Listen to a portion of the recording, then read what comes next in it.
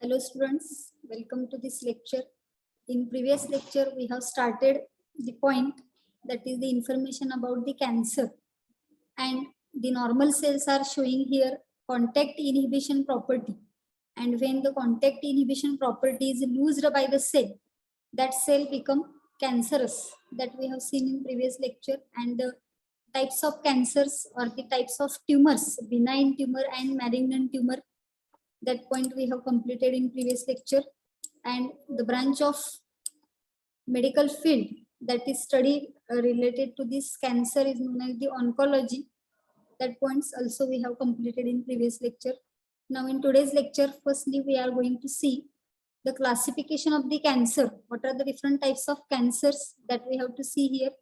So the first point here, classification of cancer, and there are so many cancer types, but these are grouped into 5 groups. The first group of this cancer here, that is known as the carcinoma, and it is the infecting body parts such as epithelial tissues.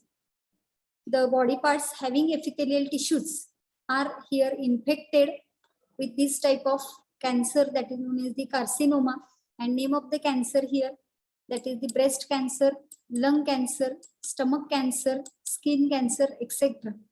So this is the first group, carcinoma, infecting the epithelial tissue, and the name of this cancer, that is breast cancer, lung cancer, stomach cancer, and skin cancer. The second group here, that is known as the sarcoma. So the second group of cancer sarcoma, here the infecting body part, it is the connective tissues. If the connective tissues are infected by this cancer, it is known as the sarcoma type of cancer, and the name of these cancers are brain tumors, that is also known as the osteosarcoma, bone tumors, osteosarcoma. Then cancer of cartilage, it is known as the chondrosarcoma, and cancer of adipose tissue, that is known as the liposarcoma. Here sarcoma is the common name, and here osteosarcoma, ऑस्टियॉनला cancer होतो. Osteon म्हणजे bone, म्हणून त्याला bone tumour म्हणलेलं आहे. कार्टिलेजला जर cancer होत असेल तर कॉन्ड्रोसार्कोमा, कॉन्ड्रॉन म्हणजे कार्टिलेज, म्हणून कॉन्ड्रोसार्कोमा म्हणलेलं आहे. Then cancer of adipose tissue, that is liposarcoma. Adipose म्हणजे फॅट, ऍडिपोज सेल किंवा ऍडिपोज टिश्यू म्हणजे फॅट स्टोरिंग सेल आहे. फॅट म्हणजेच लिपिड आहे, त्यामुळे त्याला लिपोसार्कोमा म्हणलेलं आहे. This is the second group of cancer, sarcoma. Then third, it is known as the lymphoma. Here the lymphatic tissue is getting infected by this cancer, and the name of cancer or the body type, body part of this cancer causing here lymph nodes and tissues of the immune system and spleen. Then the fourth type here, that is known as the leukemia. Commonly it is called as the blood cancer. Here WBCs, bone marrow cells, are getting infected by this cancer, and it is known as the monocytic leukemia and lymphoblastic leukemia. These are the two different types of this cancer. That is monocytic leukemia means here monocytes are getting infected, and lymphoblastic, that means lymphocytes are getting infected. So in leukemia, particularly the WBCs, that is white blood corpuscles, are getting infected, and from that a granular type of WBCs, that is monocytes and lymphocytes, are getting infected by this cancer known as the leukemia. And the fifth type or the fifth group, it is known as the adenocarcinoma, where the glandular tissues of the body part are getting infected, and the particularly endocrine glands and exocrine glands are getting infected by this cancer. The thyroid gland, pituitary gland, and other glandular tissues, such type of glandular tissues are getting infected here by this cancer, and such type of cancer, it is known as the adenocarcinoma. Okay, just a minute. So these are the 5 different types of groups of the cancer. Actually 100 or more than 100 types of cancers we can observe. जे जवळपास 100 पेक्षा जास्त प्रकारची cancer आपल्याला बघायला मिळतात. प्रत्येक एक बॉडी पार्टला होणारा कॅन्सर हा वेगवेगळ्या प्रकारचा असतो, पण बेसिकली हे 5 ग्रुप आपल्याला डिवाइड केलेले बघायला मिळतात. If epithelial tissue is getting cancer, it is known as the carcinoma. If connective tissue is getting cancer, it is known as the sarcoma.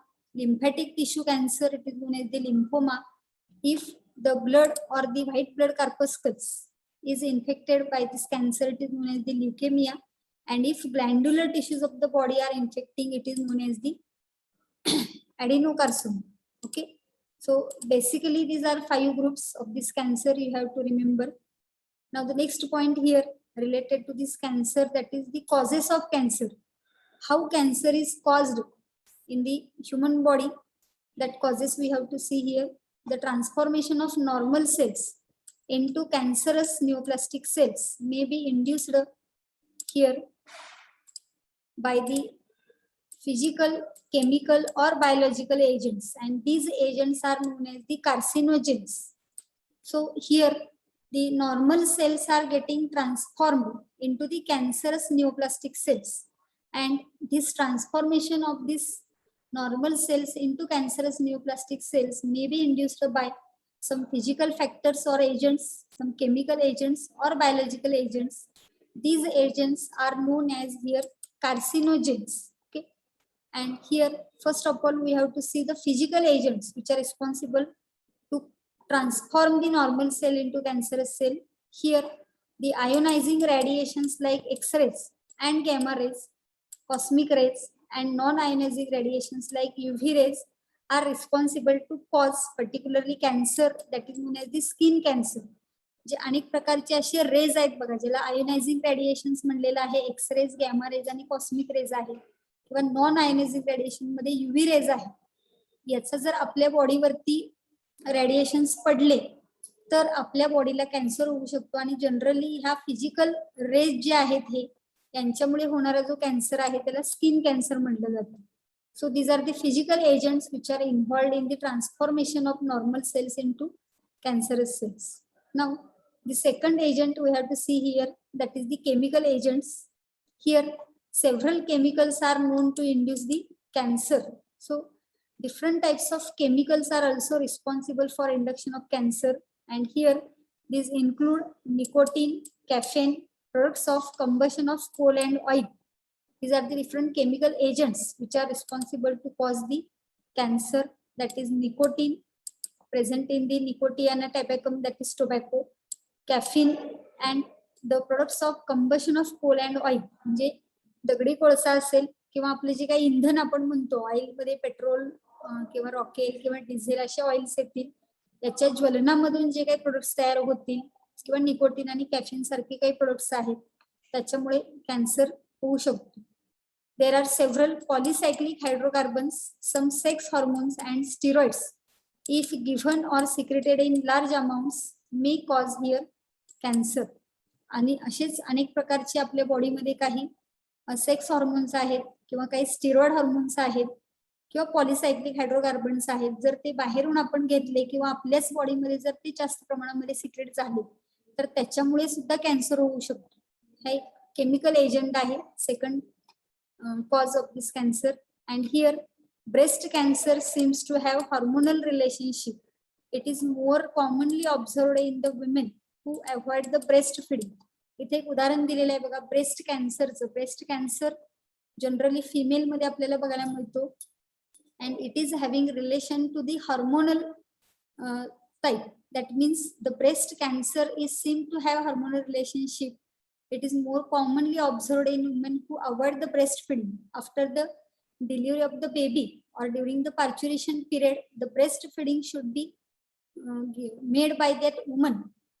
But some nowadays some women are not feeding their child, and due to avoidance of that breastfeeding, the hormonal imbalance is taking place in that women body, and the breast cancer we can observe in those females.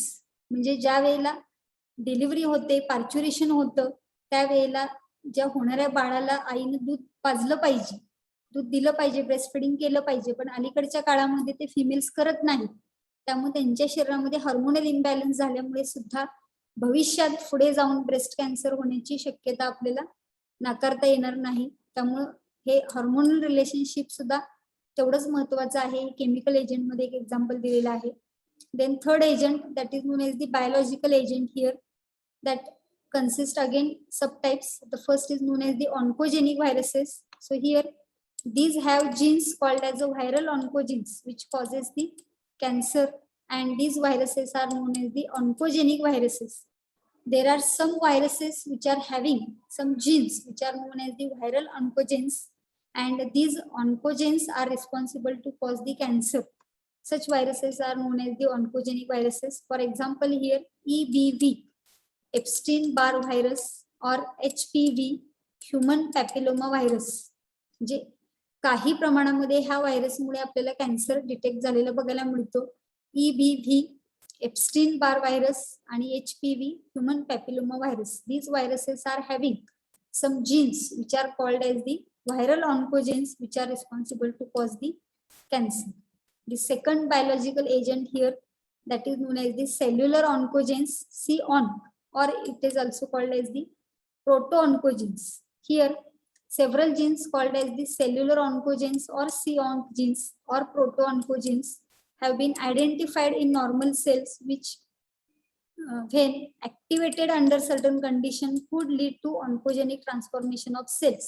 म्हणजेच आपल्याच शरीरामध्ये काही sale मध्ये हे ऑन्कोजिन्स present आहेत, ज्याला C-onc jeans किंवा proto ऑन्कोजिन्स म्हणलेलं आहे, जे आपल्या नॉर्मल सेल मध्येच असतात, आणि काही वेळेला काही सर्टन कंडिशन्स जर त्या सेलला मिळाले तर ते जीन्स काय केले जातात, ऍक्टिव्हेट केले जातात. And here these oncogenes are getting transformed and they are leading to oncogenic transformation of the cells, that is normal cells are getting converted into oncogenic cells and they are causing the cancer or the tumor formation. त्यामुळे हा एक म्हणजे काही वेळेला तुम्ही बघितलं असेल की काही व्यक्तींना कोणत्याही प्रकारचं व्यसन नसतं, कोणत्याही प्रकारचं फिजिकल एजंटचा तिथे समावेश नसतो किंवा केमिकल एजंटचा समावेश नसतो, तरी सुद्धा काही व्यक्तींच्या बॉडीमध्ये आपल्याला हे कॅन्सर डेव्हलप झालेला बघायला मिळतो. त्याचं हे एक कारण आपल्याला सांगता येईल की काही वेळेला आपल्याच शरीरामध्ये असणारे हे सेल्युलर ऑन्कोजिन्स आहेत, हे ऑन्कोजिन्स काय होऊ शकतात, ऍक्टिव्हेट होऊ शकतात, आणि त्यामुळे oncogenic transformation of cell we can observe in that particular case. Okay, next here addiction. चौथा महत्वाचा कॉज आहे कॅन्सरचा, ज्याला ऍडिक्शन म्हणलेलं आहे. So here different types of addictions like smoking, chewing of tobacco lead to cancer of mouth, lips and lungs. जे अनेक प्रकारचे व्यसन आहेत त्याच्यामुळे सुद्धा काय होऊ शकतं, कॅन्सर होऊ शकतो. जसं smoking and chewing of tobacco, त्याच्यामुळे कॅन्सर ऑफ माउथ, लिप्स आणि लंग्स आपल्याला बघायला मिळतं. तंबाखूचं स्मोकिंग असेल किंवा च्युइंग असेल त्याच्यामुळे माउथ कॅन्सर असेल, लिप म्हणजे ओठांना कॅन्सर होऊ शकतो, किंवा लंग कॅन्सर, स्मोकिंगमुळे लंग कॅन्सर होऊ शकतो. Alcohol consumption may result in the cancer of oesophagus, stomach, intestine and liver. काही वेळेला अल्कोहोलचं ऍडिक्शन केलं तर त्याच्यामुळे सुद्धा डायजेस्टिव्ह सिस्टीमचे जे पार्ट्स आहेत, इसोफॅगस, स्टमक, इंटेस्टाईन, लिव्हर, याच्यामध्ये कॅन्सर आपल्याला झालेला बघायला मिळू शकतो. And drugs also cause the cancer.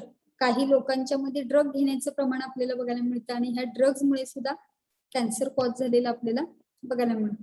Okay, example here मरिजाउना आणि अनएरोबिक स्टिरॉइड्स आहेत.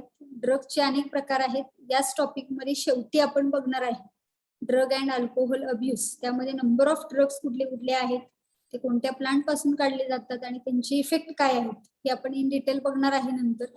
इथं फक्त एकच एक्झाम्पल लक्षात ठेवायचं की जो ड्रग कॅन्सरच्या कॉझिंगसाठी रिस्पॉन्सिबल आहे, मरिजाउना असं त्या ड्रगचं नाव आहे, किंवा काही स्टिरॉइड्स आहेत, anaerobic steroids. Okay, this is the fourth factor to cause the cancer. And here are the examples of this different carcinogen and the organs affected. एक आपल्याला चार्ट दिलेला आहे की कुठले कुठले कार्सिनोजेन आहेत आणि ते आपल्या बॉडीमधल्या कुठल्या पार्टला अफेक्ट करतात. तर इथं पहिल्यांदा दिलेला आहे सूट.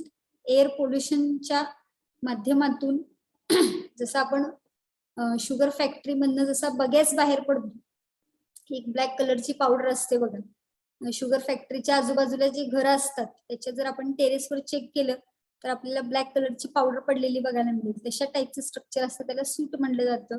तर त्याच्यामुळे स्किन आणि लंग्सला अफेक्ट होऊ शकतं.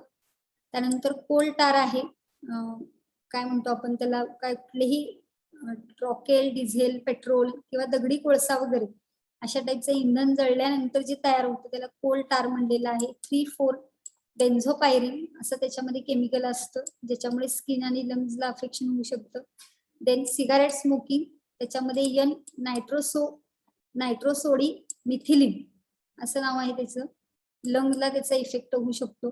कॅडमियम ऑक्साईड प्रोस्टेट ग्लँडला इफेक्ट होऊ शकतो.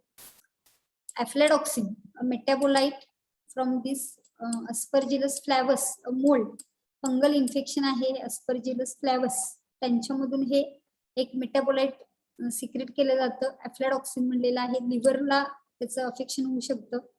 दुसरं पुढे दिलेलं आहे 2 नॅफ्थाइल अमाइन अँड 4 अमायनो बायफिनाइन, युरिनरी ब्लॅडरला त्याच्यामुळे इन्फेक्शन होऊ शकतं.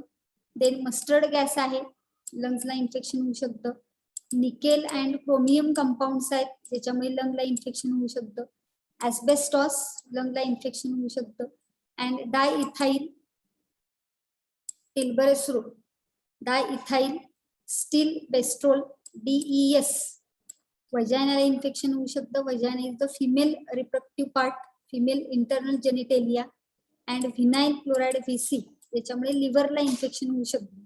So these are the different carcinogens, these are the particular chemicals which are formed during this air pollution particularly, and these carcinogens are present in the air and they are infecting these different body parts, and we can observe the cancer in some person with the help of these carcinogens. So काही ठिकाणी आपल्याला असं बघायला मिळतं की एखाद्या व्यक्तीमध्ये कोणत्याही प्रकारचं व्यसन असत नाही किंवा त्यांच्या बॉडीकडून कुठल्याही प्रकारचं वेगळं असं काही आपल्याला वर्तन बघायला मिळत नाही, तरी सुद्धा त्यांच्यामध्ये आपल्याला कॅन्सर झालेलं बघायला मिळतं. तर त्याच्यासाठी हे जे कार्सिनोजेन्स आहेत यांच्याशी जर त्यांचा संपर्क आलेला असेल, हे डिफरंट कार्सिनोजेन्स आहेत, यांच्याशी संपर्क आल्यानंतर सुद्धा कॅन्सर होऊ शकतो. त्यामुळं अनेक असे कॉजेस आहेत ज्याच्यामुळे कॅन्सर आपल्याला झालेला बघायला मिळतो.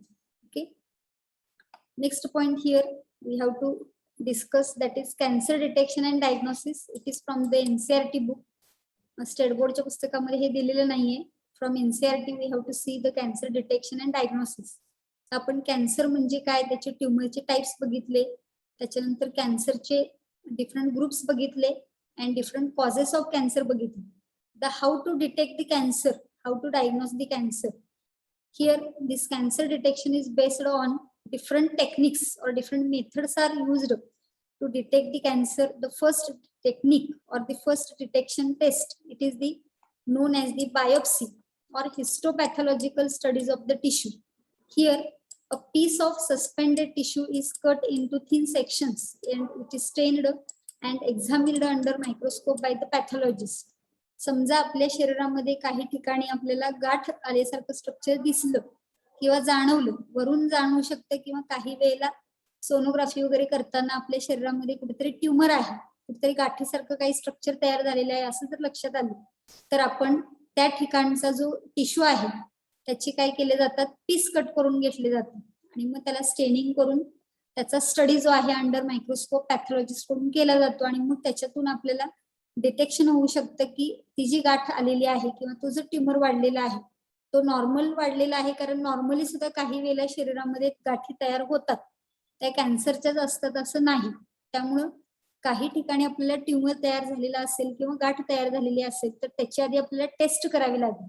त्याला इथं बायोप्सी किंवा हिस्टोपॅथॉलॉजिकल स्टडीज ऑफ द टिश्यू म्हणलेलं आहे. ओके, सेकंड टेस्ट आहे ती ब्लड आणि बोन मॅरो टेस्ट. काही वेळेला आपल्याला समजा ब्लड कॅन्सरचं जर डिटेक्शन करायचं असेल तर त्यावेळेला ब्लड किंवा बोन मॅरोची टेस्ट केली जाते, which is done for the increased cell count in case of leukaemia. Leukaemia म्हणजे ब्लड कॅन्सर, ब्लड कॅन्सरचं डिटेक्शन करण्यासाठी ब्लड टेस्ट किंवा बोन मॅरो टेस्ट केली जाते. Then third technique, there are different methods और techniques are used. The first is known as the रेडिओग्राफी.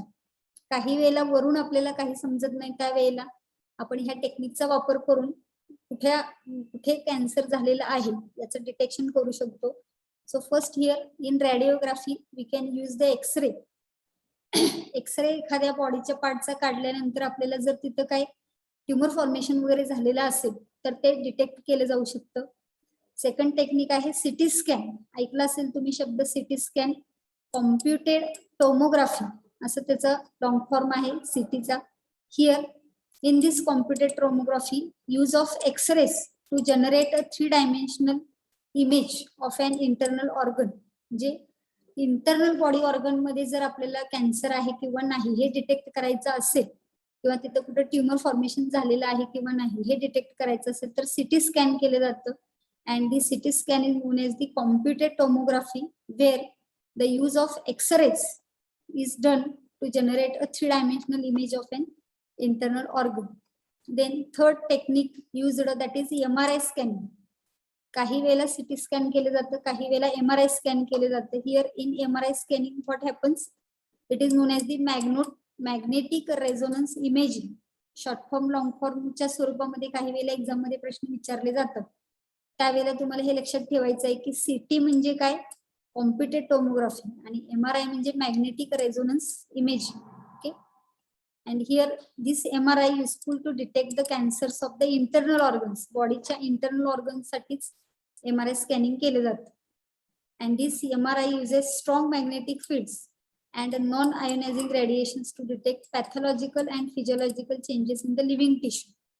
याच्यामध्ये non ionising रेडिएशन्सचा वापर केला जातो आणि त्याच्यामुळे पॅथॉलॉजिकल काही चेंज झाला असेल किंवा फिजिओलॉजिकल काही चेंज झाला असेल लिव्हिंग टिश्यू मध्ये तर त्याच्यासाठी हा MRIचा वापर केला जातो आणि त्याच्यामधून जो काही रिपोर्ट येईल त्या रिपोर्टवरून आपण डिटेक्ट करू शकतो. Okay. Next year, antibodies against cancer-specific antigens are also used for the detection of certain cancers. तर काही वेळेला कॅन्सर स्पेसिफिक अँटीजेन्सचा वापर करून काही कॅन्सर्स आपण डिटेक्शन करू शकतो. And here the techniques of molecular biology can be applied to detect the genes in individuals with inherited susceptibility to certain cancers, and such individuals may be advised to avoid exposure to a particular carcinogens to which they are susceptible. For example, tobacco smoke in case of lung cancer. So here ते technique अशी वापरलेली सांगितलेली आहे बघा. Molecular biology मधले techniques आहेत. काही व्यक्तींच्या बाबतीमध्ये त्या व्यक्ती ससेप्टिबल असू शकतात एखाद्या कॅन्सरला. असं जर आपल्या लक्षात आलं तर आपण ह्या टेक्निकचा वापर करू शकतो आणि त्या पर्टिक्युलर पर्सनला आपण काय सांगू शकतो, तू त्या पर्टिक्युलर कार्सिनोजेन पासून लांब राहा किंवा तू अवॉइड कर. सो फॅमिली मेंबर मध्ये जर कोणी ऍडिक्शन करत असेल आणि त्यांच्यामध्ये जर कॅन्सर झालेला असेल, असं काही नाही आहे की टोबॅकोचं ऍडिक्शन झाल्यावर कॅन्सर होतोच. पण सपोज असं एक एक्झाम्पल इथे घेतलेलं आहे की टोबॅको स्मोकमुळे जर लंग कॅन्सर होत असेल तर हे आपल्याला माहितीच आहे. त्यामुळे आपण ज्यांच्यामध्ये ससेप्टिबिलिटी असू शकते त्यांच्यातले जीन्स काय करायचे आहेत आपल्याला डिटेक्ट करायचे आहे. तर ह्या मोलेक्युलर बायोलॉजीचा वापर करून आपण अशी जीन्स डिटेक्ट करू शकतो की काही व्यक्तींच्या मध्ये इनहेरिटेड ससेप्टिबिलिटी आहे काही कॅन्सरसाठी, म्हणजे अनुवंशिकरित्या त्यांच्या बॉडीमध्ये ते ससेप्टिबिलिटी आलेली आहे की त्यांच्यामध्ये तो कॅन्सर होऊ शकतो. अशी जीन्स आपल्याला जर त्यांच्यामध्ये डिटेक्ट झाले तर अशा पर्सनना, अशा इंडिव्हिज्युअलला आपण काय करू शकतो, अवॉइड करू शकतो exposure to that particular carcinogen. मग ज्यांच्यामध्ये लंग कॅन्सर होण्याची शक्यता वाटते त्यांना आपण टोबॅको स्मोक करण्यापासून रोखू शकतो. तर अशा पद्धतीने काही मोलेक्युलर बायोलॉजी मधल्या टेक्निक्स आहेत जे आपण कॅन्सर डिटेक्शन साठी वापरू शकतो. Okay. So these are the different techniques that are used to detect or diagnose the cancer. Now the next here, symptoms of cancer. The first main important symptom of cancer that is development of a tumor that can be seen or felt. So here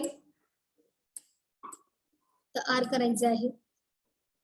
कॅन्सरचं सगळ्यात महत्वाचं symptom काय आहे तर ज्या ठिकाणी कॅन्सरची वाढ झालेली आहे त्या ठिकाणी तुम्हाला ट्युमर बघायला मिळू शकतो.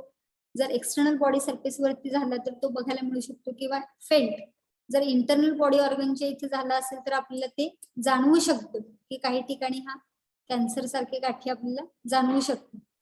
सेकंड हिअर स्किन कॅन्सरच्या बाबतीमध्ये change in wart or mole on the skin in case of cancer or melanoma. काही वेळेला आपल्या चेहऱ्यावरती बघा मोल म्हणजे तीळ आपण म्हणतो आणि रॉट म्हणजे चामखीळ असते काहींच्या बॉडीवरती तीळ असते किंवा चामखीळ असते. जर काही कारणानं त्या चामखीळीचा साईज जो आहे, आकार जो आहे तो वाढत गेला किंवा जे तीळ आहे ते तीळ म्हणजे ब्लॅक कलरचं डॉट सारखं स्ट्रक्चर असतं बघा आपल्या स्किनवरती. तर काही कालानंतर जर त्या मोलचा साईज किंवा त्या तिळाचा साईज जर वाढत गेला तर आपल्याला तिथं खात्री करून घेणं गरजेचं आहे की कॅन्सर तर नाही येणार, की त्याच्यामुळे तरी चामखीळचा किंवा त्या तिळाचा साईज वाढत नाहीये का, किंवा स्किन कॅन्सर किंवा मेलॅनोमा असं काय आहे का, हे त्याचे सिम्पटम्स आपल्याला इथं बघावे लागतील. Then white patches inside the mouth और white spots on the tongue in case of oral cancer. त्यांच्यामध्ये टोबॅकोचे ऍडिक्शन आहे, टोबॅको च्युइंग, त्यांच्यामध्ये आपल्याला white patches in the mouth और white spots on the tongue oral कॅन्सरच्या बाबतीमध्ये सिम्पटम्स आपल्याला बघता येतील. समजा लिम्फॅटिक सिस्टीमला जर कॅन्सरची वाढ झाली असेल तर स्वोलन और एनलार्ज्ड लिम्फ नोड्स हे आपल्याला सिम्पटम बघायला मिळेल. Then sudden loss in weight, काही व्यक्तींच्या बाबतीमध्ये सडन लॉस इन वेट होईल. Vertigo headaches if cancer spreads to brain, जर ब्रेन पर्यंत हा कॅन्सर गेला असेल किंवा ब्रेन ट्युमर वगैरे झाला असेल तर वर्टिगो म्हणजे काय, तर चक्कर येणे, वारंवार त्या व्यक्तीला गरगरल्यासारखं होणे किंवा चक्कर येणे, व्हर्टिगो म्हणलेलं आहे, किंवा हेडेक, डोकं सतत दुखत राहणे, असे जर सारखे सिम्पटम्स असतील तर आपण हे ओळखू शकतो. persistent coughing and shortness of breath, in case of lung cancer we can observe the symptom that persistent coughing or shortness of breath. And then enlarged liver causing jaundice, bones become painful, brittle and break easily. समजा लिव्हरला cancer झाला असेल तर लिव्हरची size वाढते, enlarged liver म्हणलेला आहे, causing jaundice, कावीळ होण्याची शक्यता असते. समजा बोन कॅन्सर झाला असेल, बोन मधल्या टिश्यूला जर कॅन्सर झाला असेल तर बोन बिकम पेनफुल, हाडांमध्ये आपल्याला वेदना दिसतात आणि बोन्स कसे होतात, the brittle and break easily, bone जे आहे ते ठिसूळ होतात, त्यामुळे फ्रॅक्चर होण्याची शक्यता त्या व्यक्तींच्या मध्ये जास्त असलेली बघायला मिळते. So there are number of symptoms, variety of symptoms we can observe in the case of the cancer, because which body part is getting affected by this cancer, accordingly we can see the symptoms of this cancer. Okay, the next last point here, treatment of cancer. Here first is the radiation therapy. So to treat the cancer, for treatment the cancer tissue or cells, these are exposed to radiations from radioactive materials such as cobalt, iridium and iodine. तर ज्या ठिकाणी tumour form झालेला आहे त्या ट्यूमरची size कमी करण्यासाठी किंवा त्या ट्यूमर मधल्या सेल इनएक्टिवेट करण्यासाठी रेडिएशनचा वापर केला जातो. these radioactive materials are used for this radiation are cobalt, iridium and iodine. The rays like X-rays, gamma rays and the charged particles are also used to destroy the cancerous tissue or cells but cause a minimum damage to the surrounding and normal tissue or cells. मग इथं आपण X-rays, gamma raise किंवा काही charge particles आहेत त्याचाही वापर cancerous tissue सेलला destroy करू शकतो, परंतु बाकीच्या शेजारच्या नॉर्मल सेलला किंवा नॉर्मल टिश्यूला जास्त डॅमेज होणार नाही याची सुद्धा आपल्याला तिथं काळजी घेणं गरजेचं आहे. So this is the first therapy, radiation therapy, and it is used in the case of cancers of skin, cancer of urinary bladder, cancer of cervix, cervical cancer म्हणजे गर्भाशयाच्या पिशवीचा कॅन्सर आपण म्हणतो, फिमेल बॉडी मध्ये हा होतो, urinary bladder किंवा skin cancer, या केस मध्ये आपण ही रेडिएशन थेरपी वापरू शकतो. सेकंड मेथड आहे surgical method. Here it includes removal of cancerous part by operative method. काही ठिकाणी कॅन्सरच्या गाठी झालेल्या असतील तर त्या कॅन्सरच्या गाठी काय केल्या जातात, ऑपरेशन करून रिमूव्ह केल्या जातात, that is known as the surgical method. Then chemotherapy, it includes use of anti cancerous drugs to kill cancerous cell by damaging DNA or इंटरफिअरिंग DNA synthesis. तर ज्या कॅन्सरस सेल्स आहेत त्याला मारण्यासाठी काही अँटी कॅन्सरस ड्रग्सचा वापर करू शकतो. त्याच्यामध्ये DNAचं ज्या सेल कॅन्सरस बनलेले आहेत त्यामधला DNA डॅमेज केला जातो किंवा त्यांच्यामधलं DNA सिंथेसिस जे आहे त्याच्यामध्ये इंटरफिअरिंग करून आणले जाते की जेणेकरून पुन्हा कॅन्सरस सेलची वाढ होऊ नये. तर त्या टेक्निक मध्ये डिफरंट केमिकल्सचा वापर केला जातो म्हणून त्याला केमोथेरपी म्हणलेलं आहे. ओके, फॉर एक्झाम्पल हिअर बघा, अल्कलेटिंग एजंट्स आहेत, अँटी मेटाबोलाइट्स आहेत, अँटी ट्युमर अँटीबायोटिक्स आहेत, and plant alkaloids vincristine and vinblastine. तर हे वेगवेगळे औषध आहेत, त्याच्यामध्ये हे महत्वाचं लक्षात ठेवायचं आहे तुम्हाला एक्झामच्या दृष्टीनं. विनक्रिस्टिन आणि विनब्लास्टिन हे कॅथॅरॅन्थस रोझस किंवा विनकार रोझिया, सदाफुलीचं झाड आपण म्हणतो बघा, सदाफुली, मराठीमध्ये सदाफुली म्हणलं जातं. बॉटॅनिकल नाव आहे त्याचं विनकार रोझिया किंवा कॅथॅरॅन्थस रोझस. या प्लांट पासून हे 2 अल्कलॉइड्स काढलेले आहेत, विनक्रिस्टिन आणि vinblastine, which are used in case of treatment of cancer. Okay. Next here, immunotherapy. Here tumor cells have shown to avoid detection and destruction by the immune system. आपल्याच immune सिस्टीमचा वापर करून आपण tumour सेलला काय करू शकतो, destruct करू शकतो. And therefore the patients are given substances called biological response modifiers such as alpha interferon, which activates their immune system and helps in destroying the tumor. म्हणजे आपल्याच एखाद्या पेशंट मध्ये समजा कॅन्सर डिटेक्ट झालेला असेल तर त्याच्या बॉडीमध्ये काय करायला लागतं, आपल्याला बायोलॉजिकल रिस्पॉन्स मॉडिफायर्स द्यावे लागतात. त्याच्यामध्ये अल्फा इंटरफेरॉन नावाचा हा सबस्टन्स आहे, त्याचा वापर केल्यानंतर त्या पेशंटच्या बॉडीमधली इम्युन सिस्टीम काय होते, ऍक्टिव्हेट केली जाते आणि ट्युमरला डिस्ट्रॉय करण्याचं काम तिथे केलं जातं. So here immune system is getting modified and therefore the name of this therapy is known as the immunotherapy. Okay, then supportive therapy, here the new approaches we can use to treat the cancer such as hormone therapy, gene therapy, etc. मग आता नवीन अजून खूप technologies develop होत आहे. अजून पूर्णपणे आपण कॅन्सरला पूर्ण बरं करणार असं कोणतंही औषध किंवा ट्रीटमेंट सध्या तरी अवेलेबल नाही, पण अर्ली डिटेक्शन जर झालं तर आपण कॅन्सर वरती काय करू शकतो, मात करू शकतो. मग आता अलीकडच्या काळामध्ये आपल्याला हार्मोन थेरपी आणि जीन थेरपीचा वापर सुद्धा in support to other therapies, मग रेडिएशन थेरपी असेल किंवा केमोथेरपी असेल किंवा इम्युनोथेरपी असेल, सर्जिकल मेथड असेल, त्यालाही सपोर्टिव्ह थेरपी म्हणून आता वापरली जाते. Okay, so this is all about the cancer. Only 1.5 minutes is remaining. So the questions regarding this cancer that we have to discuss in the next lecture, we will stop here.